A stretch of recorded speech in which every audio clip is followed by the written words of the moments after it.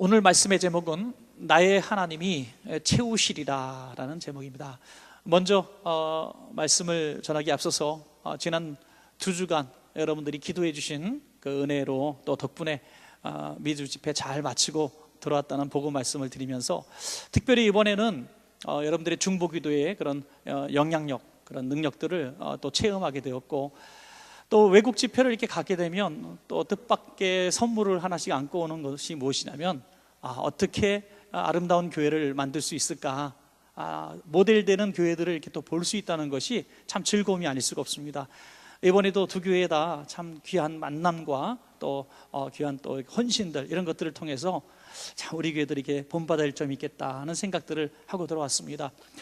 처음에 갔던 교회는 미국의 그 아리조나라는 주에 피닉스라는 도시로 갔습니다. 피닉스가 여러분 그 생각하는 것만큼 그 유명한 거에 비해서 교민이 별로 없습니다. 전체 교민이 한 1만 명 정도밖에 되지 않는데요, 그 중에서 제가 간 교회가 새생명교회가 500~600명 출석하는 교회고, 피닉스에서 제일 큰 교회라 그래요. 그게 큰 교회인데, 이 목사님과 관계된 이유는 재작년인가요? 그때 제가 그 샌디에고 교회에 집회를 갔을 때 거기에 선임 부목사님으로 계셨던 분인데, 이분이 작년에 그 교회로 담임 목사로 청빙을 받아서 가셨습니다. 그래서 그때를 기억하고 저를 이렇게 초청해 주셔서 제가 이렇게 가서 말씀을 전하게 됐는데요, 참 신실하고 또 굉장히 사랑이 많은 목사님입니다. 40대 초반의 젊은 목사님에도 불구하고 정말 마음이 아주 크고, 제가 그런 생각이 들었어요. 그래서 그 교회에도 제가 그런 메시지를 많이 주고 왔는데, 그 지역에 많은 상처 입은 성도들이 갈 교회는 이 교회밖에 없다, 그런 교회더라고요. 거기가 갈 교회는 이 교회밖에 없다. 그렇게 사랑이 많고 또 아이들이, 청년들이 막 부글부글거리는 정말 뜨거운 그런 교회였습니다. 그런 교회를 통해서 참 또 많은 은혜를 받았고요. 여러분, 그 도시 이름 무슨 뜻인지 아시죠? 정말 더운 도시입니다. 그 제가 있을 때는 정말 시원해졌다고 얘기해서 굉장히 시원한 줄 알고 갔더니 42도더라고요. 그러니까 조금 전에 48도였다 그러는데 신발이 아스팔트에 묻는다 그러는데, 하여튼 그렇게 더운 날씨 속에서도 성도들이 얼마나 열심으로 열정적으로 헌신하는지 집회 때마다 참 은혜를 받았고요. 그리고 그 마지막 날 우리 당회원 장로님들 부부와 함께 식사를 했는데, 그분들이 내년쯤에 단체로 한국 관광을 와서 우리 교회로 오신다는 이런 얘기를 하시더라고요. 한국을 못 나온 지 30년 되신 분들도 있고요, 의외로 굉장히 오랫동안 못 나오신 분들이 이번 기회에 가자 이렇게 말씀하시는 걸 보게 되었습니다. 참 많은 은혜를 받았습니다. 두 번째는 그 캘리포니아주의 벨리라는 곳에 그 에브리데이 교회라는 교회를 다녀왔습니다. 우리 김동진 목사님이 그곳에 부목사로 계셨던 그런 또 교회이기도 해요. 제가 은혜 한인교회 작년에 집회 갔었잖아요. 한기용 목사님, 은혜 한인교회 목사님이 목회를 하라고 이렇게 권면하고 부목사 시절에 구역장님이셨던 그런 분이셨답니다. 그래서 나중에 집사님이신데 나중에 목회를 하시고 지금 18년 목회를 하셨어요. 교회가 굉장히 안 되는 지역입니다.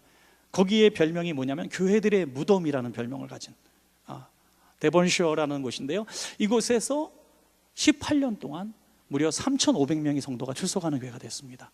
3,500명 별로 크지 않은 교회라고 생각해서 우리가 감동이 없는데요, 미국에서 3,500명이라고 하는 교회는 어마어마합니다. 그냥 가까운 데서 오는 게 아니기 때문에 주차장이 끝도 보이지 않아야 되는 거예요. 그렇게 많은 성도들이 1부부터 4부까지 꽉꽉 차는 그런 교회였습니다. 집사님 출신에 지금 60대 중후반을 넘기고 있어요. 도대체 이 교회는 무슨 힘이 있을까? 굉장히 제가 관심 있게 봤습니다. 도대체 어떻게 교회들의 무덤이라는 곳에서, 미국 땅에서 그 빡빡한 이민 생활 가운데 어떻게 이렇게 불같이 전 미주에서 가장 핫한 교회로 지금 떠오르고 있습니다.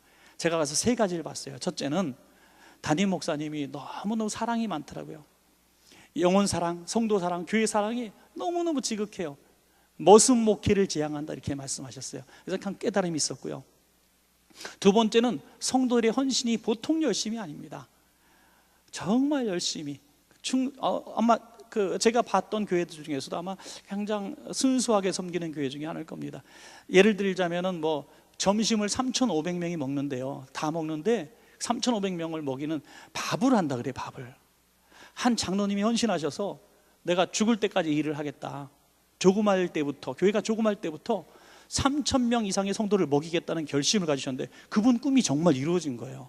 매주마다 식단을 바꿔요.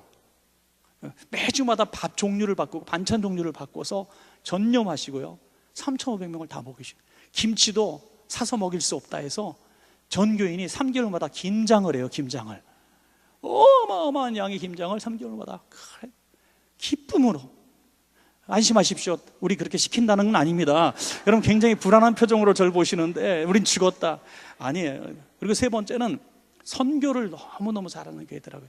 제가 뭐 많은 나라 가보지 않았지만 갈 때마다 느끼는 것은 흘려보내는 교회가 하나님이 복을 주시는 그런 교회가 되더라고요.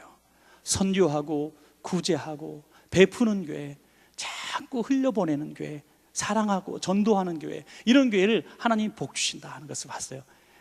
그 엄청난 그 교회를, 땅을 확보하고 교회를 졌음에도 불구하고 하나님 복을 주셔서 그 빚을 다 순식간에 갚아버리는 그런 역사가 그 교회 가운데 일어났습니다. 물론 세 가지를 보면서 가장 중요한 것은 저만 봤죠. 역시 우리 원천교회는 성도님들도 열심히 있고 우리도 선교에 꿈이 있는 교회고 나만 잘하면 되겠다, 역시 그런 생각을 하고 왔는데, 여러분 어쨌든 그런 좋은 교회들을 볼 수 있다는 것은 제게 참 큰 도움이고요. 다시 한번 목회를 어떻게 해야 될 것인가 하는 그런 추스리는 마음을 갖게 됐습니다. 오늘 설교와 연관 있는 부분이 있기 때문에 좀 장황하게 제가 설명을 드린 부분도 없지 않아 있습니다. 미국을 저는 많이 가보지는 않았어요. 내가 계산을 이렇게 해보니까 9번째 집회를 갔더라고요. 미국에 9년 동안 계속해서. 근데 30년 미국 산 사람보다 제가 더 많이 아는 것 같아요. 왜 그러냐면 거기서 산 사람들은 딱 그 동네밖에 몰라요. 저는 동부, 중부, 서부 이렇게 또 밖에서 보는 미국 이렇게 보면서 제가 가본 곳을 못 가본 사람들이 더 많아요. 미국에선 동네에 살면서도 그 관광지를 모르더라고요. 그렇게 빡빡하게 힘들게 살아요. 제가 미국에서 사시는 분들 이렇게 보면서 참 안 됐다는 부분이 참 많아요. 우리 교회는 참 미국에 사시고 오시는 분이 굉장히 많습니다. 여러분들 굉장히 주변에 흔하게 있어요. 우리 교회 성도님들 가운데 굉장히 많은데요, 그분들이 다 공감하실 내용이에요. 세 가지 때문에 너무너무 힘들어하는데 오늘 설교 부분과 이것이 굉장히 연관이 있습니다. 첫째는 신분의 문제예요.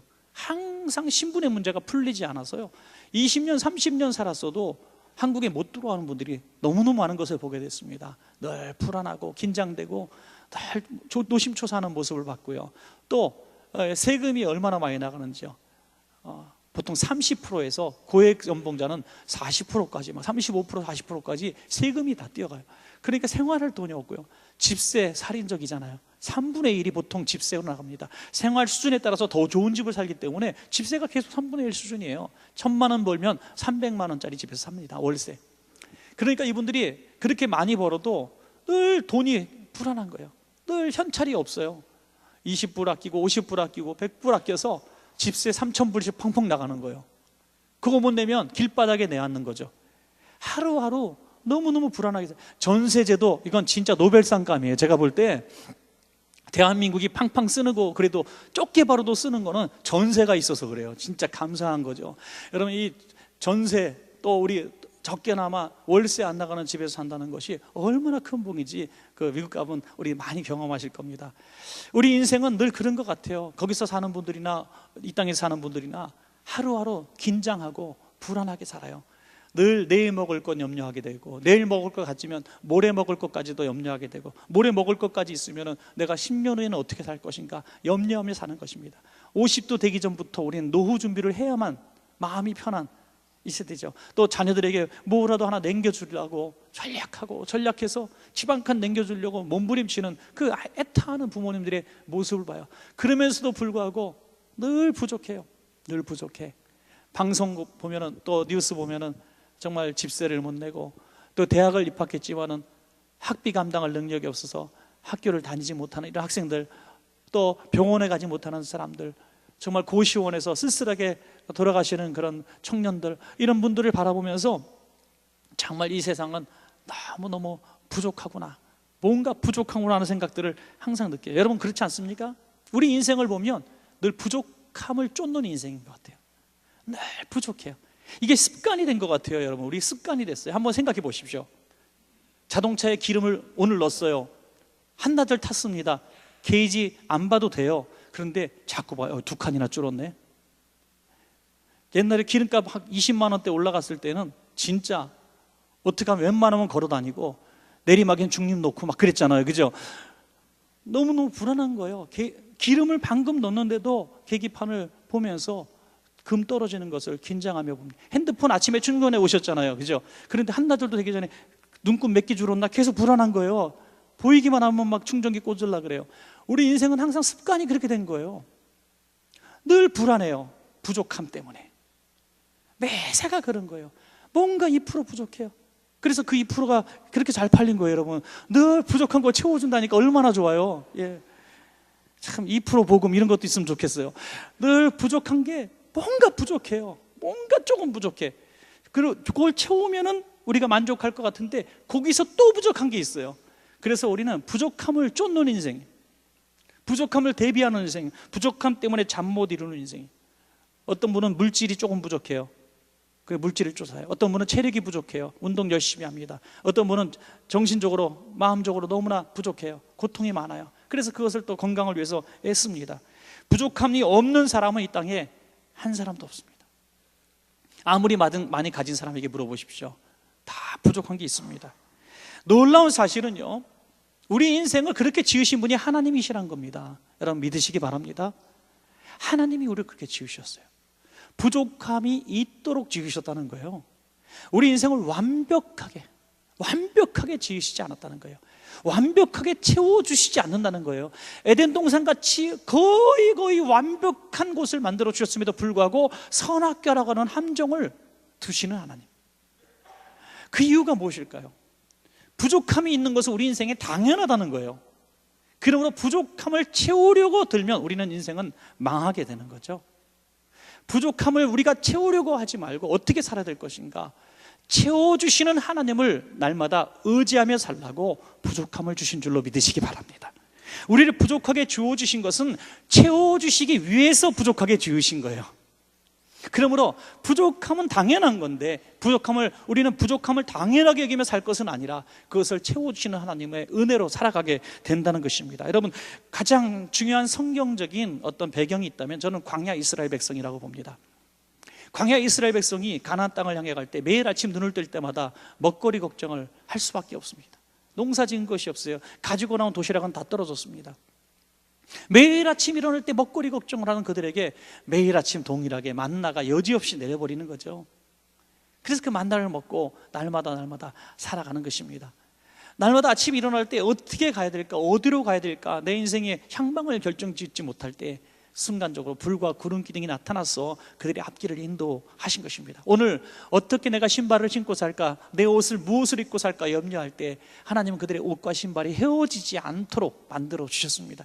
그들은 앞날을 걱정한 것이 그들의 자유였겠지만은 걱정거리가 눈앞에 닥칠 때마다 하나님은 여지없이 등장하시고 하나님 그 문제를 풀어주셔서 반석에 물이 나오게 하시고 홍해를 갈라주시고 대적을 물리쳐 주셨다는 것입니다. 여러분, 우리 인생은 앞으로 살아가면서도 과거도 마찬가지였지만 계속 부족함이 있을 거예요. 그 부족함을 내가 미리 예측하고 채워놓는다 할지라도 우리는 여전히 부족한 인생을 할 수밖에 없습니다. 그렇다면 광야 이스라엘 백성들처럼 우리는 믿음을 가지고 늘 순간순간 채워주시는 하나님을 의지하고 살아가야 복된 인생, 평화로운 인생, 두 다리 뻗고 잠자는 인생이 될 줄로 믿습니다. 여러분, 부족함 때문에 잠 못 이루신 분들이 있습니까? 요 문제만 해결되면 행복할 것 같은데 하는 부분이 있습니까? 절대로 예언 아닌 예언을 드린다면 그 문제 해결되어져도 절대로 행복할 수가 없습니다. 그 문제보다 또 더 큰 문제가 우리 앞에 항상 있기 때문입니다. 그러므로 우리는 그 채워지는 그 조건들이 아니라 채워주시는 하나님. 그래서 여러분, 저는 이렇게 오늘 말씀을 통해서 함께 은혜를 나누기를 원합니다. 우리의 부족함을 채우려고 우리 인생을 낭비하지 마시기 바랍니다.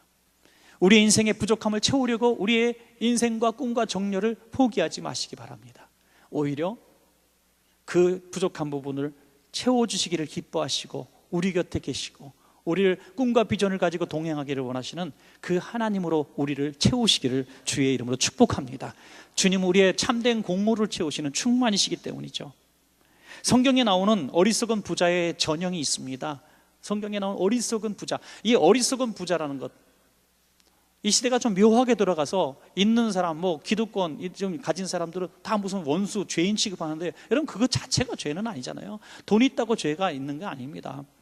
어리석은 부자의 진짜 문제는 그가 부자였기 때문에, 농사를 잘 지어서 창고를 몇 개 지었기 때문에 어리석은 부자가 된 게 아닙니다. 그냥 어리 없다고 상대적 위안을 받을 필요는 없는 거예요. 여러분 왜 어리석은 부자가 되었냐면, 그가 부자였기 때문에 어리석은 부자가 아니라 이렇게 말했기 때문입니다. 누가복음 12장 19절부터 20절까지. 또 내가 내 영혼에게 이르되, 영혼아 여러 해 쓸 물건을 많이 쌓아두었으니 평안히 쉬고 먹고 마시고 즐거워하자 하리라 하되, 하나님은 이르시되 어리석은 자여, 오늘 밤에 내 영혼을 도로 찾으리니 그러면 내 준비한 것이 누구의 것이 되겠느냐. 이래서 어리석은 부자가 된 거거든요. 내가 먹을 것, 입을 것, 내 부족과 내가 인생에 부족한 그 모든 눈에 보이는 것들을 내가 충분히 장만해 놨습니다. 당대뿐이 아니라 후대, 3대, 10대, 100대까지 먹고 살 것. 어떤 사람이 가진 재산을 어떤 사람이 환산해 봤더니 매일 뭐 1억씩 써도 다 못 쓴다 그러는 재산이 있는 사람들이 너무나 많더라고요. 그런 재산을 모아놨다고 해서 그냥 자기 만족을 하면서 내 영혼아 편히 쉬어라 했다는 것이 문제가 되었다는 거예요. 영혼의 주인이신 하나님을 그가 무시한 것이죠. 여러분 생명이 하나님의 손에 있다는 것을 깨닫지 못했다고 하는 것입니다. 그런데 놀랍게도 그 어리석은 부자의 전형적인 모습들이 우리 믿는 자의 기도 속에서 많이 반영되고 있다는 사실을 충격적으로 우리는 받아야 됩니다. 우리 기도 내용 가운데 무엇입니까? 하나님, 저 창고 하나 더 질 만큼 좀 채워주십시오. 하나님, 지금 이렇게 물질을 많이 주셨는데 이거 갖고는 좀 부족합니다. 내가 조금 더 많아야 좀 더 큰 사업을 할 수 있습니다. 하나님, 지금 가게가 2개가 됐는데 이거 가지고는 내가 큰 일을 못하니까 하나님, 내가 좀 더 많은 가게를 가질 수 있게 도와주십시오. 계속해서 창고를 지어나가는 기도들이 우리 인생의 보통의 기도라는 거죠. 오늘 하루의 양식에, 일용할 양식에 대해서 감사하고 감격하면서 하나님, 내가 어떻게 은혜를 갚아야 되겠습니다라고 고백하는 것이 아니라 날마다 창고 짓는 꿈을 꾸고 창고를 더 세워나가는 그런 기도 제목들이 우리 인생이라는, 그게 어리석은 부자의 전형이라는 거죠. 하나님이 그런 분들에게 말씀하시는 거예요. 어리석은 자요, 어리석은 자요, 오늘 밤에 내 영혼을 내가 취하면 네 계획은 다 무상하고 다 이것이 무너질 거 너희가 왜 모르느냐, 이렇게 말씀하고 있는 것입니다. 여러분, 우리가 농사를 짓는 농부가 비를 예약해 놓고 짓습니까? 빗물을 쌓아놓고 농사를 짓습니까? 아닙니다. 때마다 시마다 또 하늘이 비를 내어 주시겠지 바라보면서 농사를 짓고 1년, 10년, 30년, 50년 그 수많은 무수한 경험을 통해서 하늘을 믿고 살아가는 거죠. 믿고 농사를 하는 겁니다. 여러분, 이 일기도 믿고 비가 내릴 것도 믿는 농부의 모습을 보면서 살아 역사하시고, 정말 우리 과거에 얼마나 힘들고 어려울 때 많았습니까? 정말 죽을 것 같았고 1년 동안 생활비 못 벌어주고 2년 동안 직장 못 들어가고 그렇게 힘들게 살아왔음에도 굶지 않고 오늘 이 자리에 있게 하신 분이 하나님이신 줄로 우리가 믿는다면, 그 하나님을 믿는다면 앞으로도 채워주실 줄로 믿으시기 바랍니다. 이 믿음을 가지라는 거예요. 이 믿음을. 창고 짓는데 우리 인생을 낭비하지 말고 그 주시는 하나님을 신뢰하면서 그분이 주시는 꿈과 비전을 따라 살라는 것입니다. 그것이 은혜라는 것입니다. 여러분, 만나가 그렇지 않습니까? 만나가 그날 먹을 양식만 주시는 거예요. 보관할 수도 없습니다. 유효기간 단 하루. 하나님도 참 각박하신 하나님이 좀 왕창 부어주셔서, 아니면 냉장고를 좀 주시던지 냉동 보관할 수 있게 좀, 그럼 얼마나 좋아요. 하나님도 하루 좀 쉬시고 주일이니까 안 내려주시면 좋은데 하나님은 그냥 연중무휴로 내려주시는 거예요. 귀찮아도 내가 귀찮으니까 너네 신경 쓰지 말라는 거예요. 여러분, 언제 이 만나가 그쳤습니까? 가나안 땅에서 추수를 하게 될 때 만나가 그쳤습니다. 하나님은 정확하신 분이십니다. 여러분, 그래서 우리는 늘 배고프고 늘 부족한 가운데 살지만은 하나님과 함께 있는 사람들은 늘 내일 염려하며 살지 않게 되는 것입니다. 여러분, 너무나 배고프고 부족한 시대에 살아왔던 분들이 그런 얘기 하시는 걸 들어봤습니다. 집에 쌀 몇 가마니 있고 연탄 몇 장 있으면 참 세상 걱정 없겠다, 그런 이야기들을 하시는 거 봤습니다. 그분의 그거 말이 진리라면 여기서 쌀 있고 또 없으신 분은 사랑의 쌀 또 가서 가져가시면 되고요. 하여튼 쌀 있고 그래도 비 피할 집 있으면 우리는 그냥 행복해야 되지 않아요? 그런데 왜 이렇게 부족한 게 많습니까? 만나를 자꾸 쌓아놓으려고 하는 우리의 마음이 있기 때문입니다. 만나는 그날 주신 은혜에 족하면, 만족하면 하루하루 행복하게 살 수가 있는 것입니다. 여러분, 마태복음 6장 25절 26절에 이런 말씀이 있습니다. 그러므로 내가 너희에게 이르노니 목숨을 위하여 무엇을 먹을까, 무엇을 마실까, 몸을 위하여 무엇을 입을까 염려하지 말라. 목숨이 음식보다 중하지 아니하며 몸이 의복보다 중하지 아니하냐. 공중의 새를 보라. 심지도 않고 거두지도 않고 창고에 모아 들이지도 아니하되 너희 하늘 아버지께서 기르시나니 너희는 이것들보다 귀하지 아니하냐. 여러분, 이 사실을 그대로 믿으십시오. 내가 부족함을 채우려고 했던, 내가 부족한 그 많은 것들, 어떻게 보면 그 부족한 것을 채우기 위해서 우리 인생을 막 그냥 낭비합니다. 막 우리가 피 흘립니다. 새벽부터 밤늦게까지 고통스럽게 참아냅니다. 견뎌냅니다. 그러나 우리가 그렇게 노력하고 우리 인생을 낭비하고 우리의 인생을 허비하고 막 쥐어짜가지고 얻으려고 하는 그 부족함, 채우려는 그 부족한 것들이 결국 우리보다 귀하지 않다는 거예요. 믿으시기 바랍니다, 여러분. 우리가 채우려고 하는, 우리가 이루려고 하는 수많은 꿈과 목적들이 우리 자신보다 귀하지 않다는 겁니다. 하나님은 우리가 소원하고 채우려는 부족한 것에 관심이 없으세요. 하나님의 관심은 우리에게만 있는 거예요. 우리에게만. 이것들보다 귀하지 않아요. 여러분, 믿으십시오. 내가 꿈꾸는 것보다, 내가 가지고 싶은 것보다, 내가 이루고 싶은 그 계획보다 여러분이 더 귀한 것입니다. 하나님은 그렇게 우리에게 말씀하십니다. 우리에게 간절히 소원하는 것들을 내려놓으시기 바랍니다. 갈망하고 우리 인생을 막 피곤하게 쫓기게 만들었던 그런 것들을 오늘 이 시간만큼이라도 잠시 내려놓으시기 바랍니다. 그리고 하나님 앞에 가장 소중한 우리 자신을 하나님과의 만남을 통해 드리시기를 바랍니다. 여러분, 사실 여러분, 쓰는 사람이 쉽습니까? 채워주는 사람이 더 어렵습니까? 여러분, 쓰는 게 쉽고 채워주는 사람은 늘 힘든 거예요. 저는 마트에 가면 참 신기해요. 마트에 가면, 대형마트 가면 항상 꽉 차 있어요, 물건이. 그래서 계속 물건이 많거나 안 팔리는 줄 알았더니 가만히 지켜보니까 많이 사가요. 어떻게 하는가 봤더니 딱 빈 거 보면은 금방 쫓아와서 착착착 채워놓습니다. 금방 채워놔요.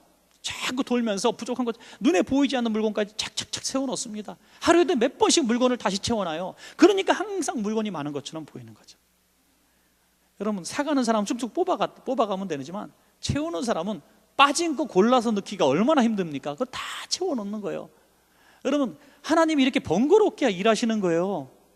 그냥 엄청나게 쌓아놔 주시면 좋을 텐데 쓰는 만큼만 채워주시는 거예요. 쓴 만큼만. 그래서 하나님은 참 번거롭고 힘든 일인데 이렇게 말씀하시는 것 같아요. 걱정 말고 써, 내가 계속 채워줄게. 이렇게 말씀하시는 것 같아요. 그러니까 눈에 지금 보이지 않는다고, 지금 없다고 염려하지 마세요. 마트 갔는데 물건이 딱 떨어졌어. 아이고 없네, 돌아옵니까? 아저씨 이거 없어요. 그러면 빛의 속도로 달려와서 채워놓는다. 그러니까 늘 있어요. 하나님은 풍성하신 분이십니다. 우리가 그 하나님을 의지하고 없으면 구하면 되는 거예요. 그래서 저는 오늘 본문을 통해서 그러면 채워주시는 하나님의 복을 누리며 사는 비결이 뭔가 아주 짧게 두 가지를 봅니다. 이제 본론에 들어가니까 오늘 설교 끝나겠다, 이게 엄청 길겠다, 염려하지 마세요. 짧게 할게요. 자, 두 가지요. 따라합시다. 첫째로, 채워주실 것을 믿고 기도합시다. 네, 채워주실 것을 믿고 기도하는 거예요. 예, 주여 채워 주옵소서. 애들이 부모님한테 대학교 1학년 들어간 애가 막 불편한 모습으로 말을 해야 되나 말아요. 얼굴이 수심이 가, 왜 그러니? 왜 그러니? 엄마 아니에요. 다음날 왜 그래? 왜 그래? 아니에요. 결국에는 막 힘든 표정으로 오늘까지 등록금 내야 되는데 이러는 부모가 있으면 좀 양자로 삼고 싶네요. 그런 아이가 어디 있습니까? 여러분, 아이들은 던져놓고 자기도 잊어버려. 등록금 엄마 안 냈어? 당당하게 따져들어요. 엄마는 눈이 있어요, 없어요? 엄마 책상에 내가 등록금 고지 갖다 놨는데 왜 그것도 못 봤냐고 말이야. 호통을 쳐요. 엄마는 또 미안하다, 얘. 아유, 내가 못 봤어.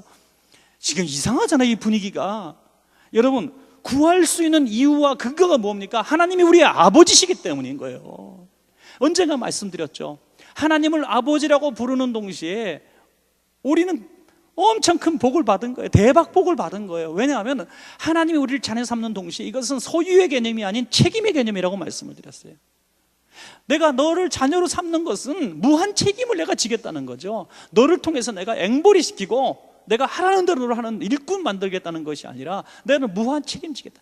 십자가의 고통을 감수하시면서 우리를 위해서 죽으시는 하나님 아버지의 책무를 다하신 분이십니다. 그렇기 때문에 우리는 부족한 것이 나타났을 때 하나님도 바쁘신데 뭐 어떤 분이 그런 말씀하세요.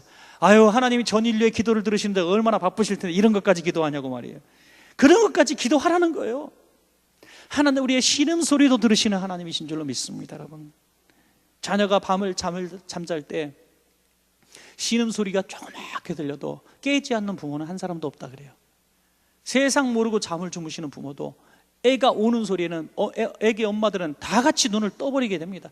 100명 있는 데서 내 아기가 울어도 내 아기 우는 소리를 맞히는 부모들이에요. 하나님이 우리 아버지가 되시기 때문에 하나님 힘들어요, 부족해요 하면은 하나님이 달려오셔서 채워주신다는 것입니다. 그 하나님을 왜 우리가 신뢰하지 않습니까? 왜 부르짖지 않습니까? 여러분, 오늘 기도 시간을 통해서 우리 하나님 앞에 그렇게 기도하십시오. 하나님, 내가 이런 것이 부족합니다. 내 인생을 그렇게 부족함이 많게 지으신 하나님은 내가 기도하라고 그렇게 부족함을 주셨다고 말씀해 주셨는데, 오늘 내가 들은 말씀대로 한번 믿고 내가 기도하겠습니다. 이거 부족하게 지으신 하나님, 나 이거 좀 필요합니다. 채워주시옵소서. 기도하라는 겁니다. 그러면 하나님이 채워주십니다. 반드시 채워주십니다. 왜? 부족함을 주신 우리가 이유를 만족시켰기 때문입니다.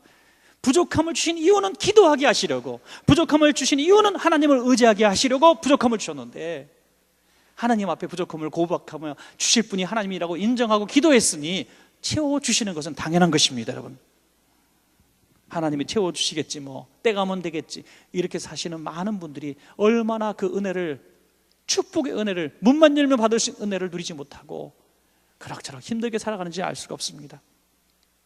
여러분, 마태복음 14장에 보면 빈들에 있는 수많은 사람들이 나옵니다. 그들이 예수님 말씀 듣고 굶주렸습니다.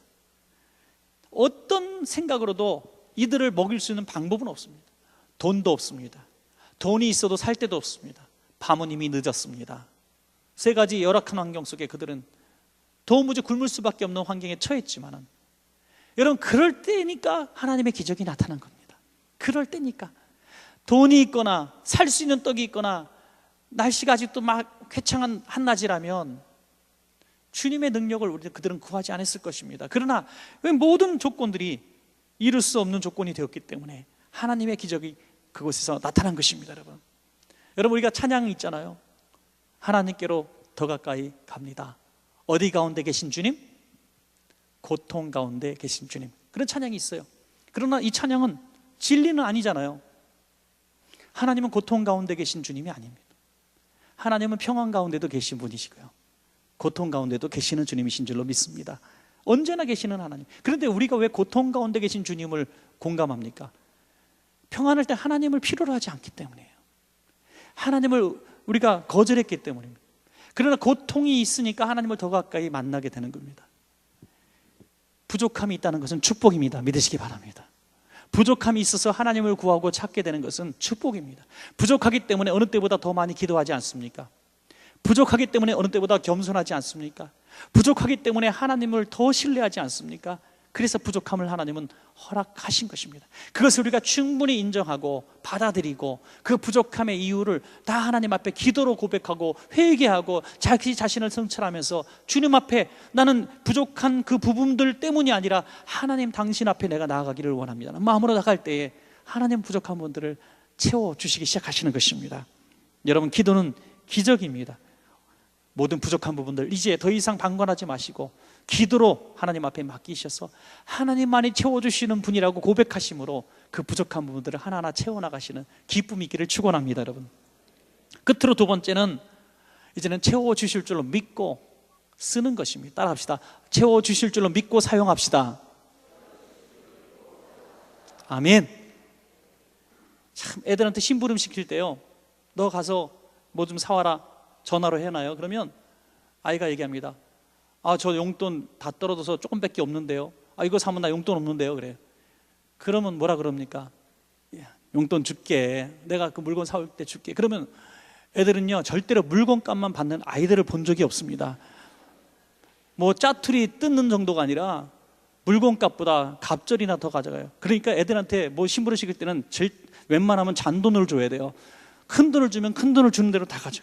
여러분, 이것이 우리 부모와 자식 간의 그런 관계의 모습 아닙니까? 부모와 자식 간에 뭐 계산하고 수 따지고 끝자리까지 따지는 사람이 어디 있습니까?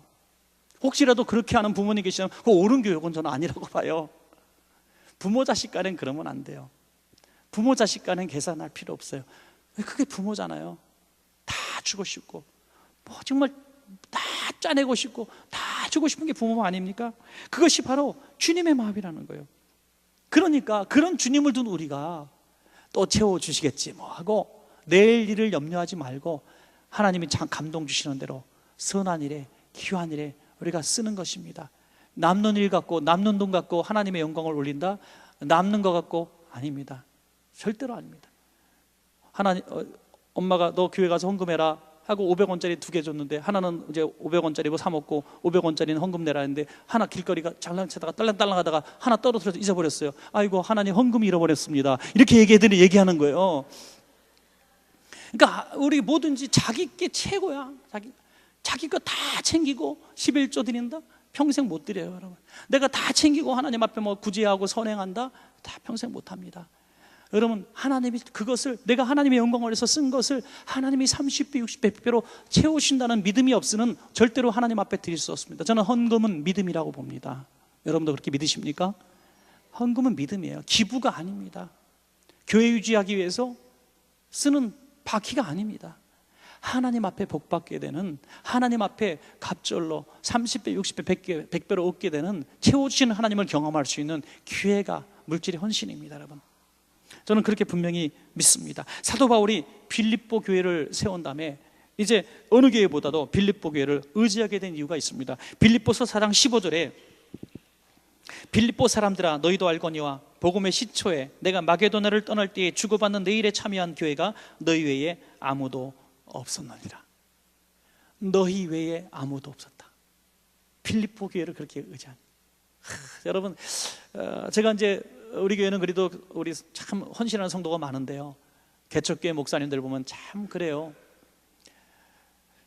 교인이 뭐 10명, 5명 이렇게밖에 안 되는데 그 중에 그래도 헌신하는 집사님 한 분은 있잖아요. 그분을 그렇게 의지하게 돼요, 그 개척교회 목사님들은. 그래서 꼭 그분 얘기도 하고 그분을 위해서 기도도 하게 되고 막 그러는 것을 보게 돼요. 여러분, 작거나 크거나 목회자도 의지하는 성도가 있습니다. 하나님을 의지하지만요. 그처럼 사도 바울 같은 위대한 종들도 빌립보 교회를 의지했다는 거예요. 너희밖에 없구나 하면서 위로를 받았다는 거예요. 왜? 바울의 선교를 데살로니가까지 쫓아와서 도와줬기 때문에 2차 3차 전도 여행을 마칠 수가 있었고, 오늘 본문은 옥중서신이죠, 여러분. 그러니까 감옥에, 로마 감옥에 이제 재판을 받고 있는 이런 어려운 상황 가운데 얼마나 부족한 게 많았겠습니까? 그때 여러분 얼마 전에 설교드린 것처럼 에바브로디도를 통해서 상상할 수 없는 큰 헌금을 그에게 주었던 것이죠. 얼마나 마음이 애틋하고 짠했는지 몰라요. 사도 바울이 정말 그 표정, 그 감격스러운 얼굴, 이런 것들을 우리는 연상해 볼 수 있습니다. 왜? 알기 때문에. 빌립보 교회의 성도가 얼마나 어려운 성도인지 알기 때문에, 얼마나 가난한 지역의 성도들인지 알기 때문에, 그 헌금이 의미하는 그 헌신이 얼마나 큰지 알기 때문에 눈물 흘리며 이 예물을 받았을 겁니다. 감동이었을 거예요. 오래전에 제가 부목사 시절에 지금도 잊지 못하는 몇 번의 헌신이 있지만 그 중에 하나만 말씀을 드리면, 전에도 한번 오래전에 말씀드린 것 같은데, 시장에서 이렇게 조그만 행상하시는 분이 보리차를 사갖고 간 것 같아요. 500원어치 까만 비닐로 보리차, 보리를, 태운 보리를 500원어치래요. 사갔는데 저를 지나가던 저를 만나니까 제가 뭐 강제로 뺏은 것도 아닌데 저를 가서 이 보리차를 끓여 드시라고 자기가 사갖고 가는 걸 저 손에 주는데 진짜 못 받겠더라고요. 다른 것도 아니고 500원어치 보리차 까만 비닐봉지에 넣었다는데 본인이 그거 사갖고 가서 이제 보리차 좀 끓여서 드시려고 사가는 건데 딱 손에는 그거 하나밖에 없는데 그걸 저한테 주시는데 이거 어떻게 받아요?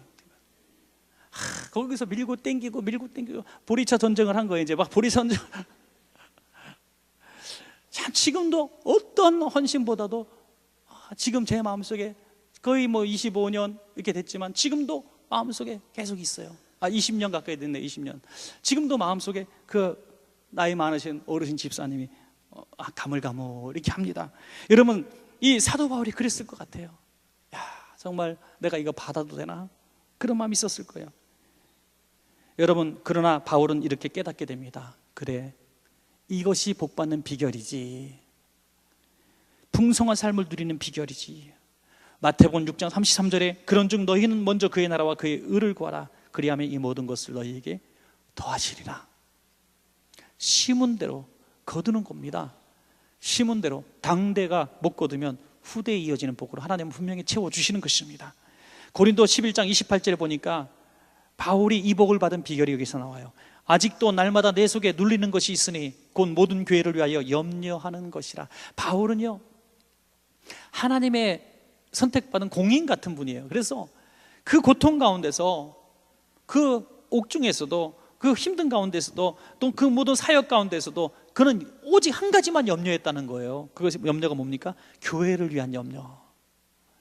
늘 교회를 위한, 주의 몸 되신 교회를 위해서 염려했기 때문에 하나님의 그 모든 필요를 이렇게 사람들의 손길을 통해서 채워주셨던 것입니다. 여러분, 오늘도 마찬가지입니다. 때를 따라 돕는 은혜를 받을 수 있는 믿음이 없기 때문에, 또는 우리가 그런 아름다운 헌신의 삶을 살지 못하기 때문에 받을 수가 없는 것입니다. 여러분, 빌립보서 4장 13절에 내게 능력 주시는 자 안에서 내가 모든 것을 할 수 있느니라 말씀하고 있습니다. 능력 주시는 자 안에서, 채워주시는 하나님 안에서 우리는 모든 것들을 누릴 수가 있고 할 수가 있는 것입니다. 여러분, 우리가 부족한 것이 먹고 사는 것에 치우친 부족한 것을 위해서 우리가 늘 마음 졸이며 살아왔다면 오늘 이 시간에 깨달으십시오. 그 부족함이 하나님 나라와 영광을 위해서, 교회를 위해서, 사명을 위해서 염려하는 부족함이 되시길 바랍니다.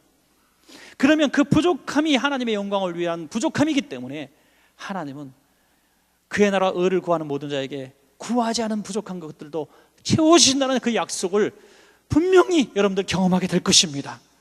이건 막연한 믿음이 아니에요. 예수님이 이 모든 부족한 것보다 가치로운 것을 깨닫기 때문입니다. 여러분, 결론의 말씀을 드립니다. 우리 인생은 늘 부족할 수밖에 없어요. 그런데 두 가지를 쫓는 인생이 다 갈려지는 거죠. 한 가지는 부족함을, 내 인생에 먹고 사는 부족함, 명예와 권세와 재물의 부족함을 끊임없이 쫓는 그 인생, 그 인생은 피곤합니다. 불안합니다. 죽을 때까지 부족합니다. 하나님의 복을 받을 수가 없습니다. 불만족스럽습니다. 그러나 그분을 바라보는 것이 아니라 채워주시는 하나님을 쫓는 인생, 채워주시는 하나님의 인생을 쫓으며 내 먹고 살 거리는 하나님이 다 구하는 대로 채워주실 테니 나는 하나님의 영광을 위해서 살리라라고 결심하며 하나님을 쫓는 인생, 그 인생은 행복합니다. 늘 채워집니다. 늘 만족합니다. 이 선택은 우리에게 있다는 거예요. 부족함을 쫓을 것인가, 부족함을 채워주시는 하나님을 쫓을 것인가, 그 선택의 기로에서 사랑하는 여러분들은 하나님을 선택하시기를 주의 이름으로 축원합니다. 이 구절을 다시 한번 우리 함께 읽으며 말씀을 맺겠습니다. 빌립보서 4장 19절 시작. 나의 하나님이 그리스도 예수 안에서 영광 가운데 그 풍성한 대로 너희 모든 쓸 것을 채우시리라. 아멘.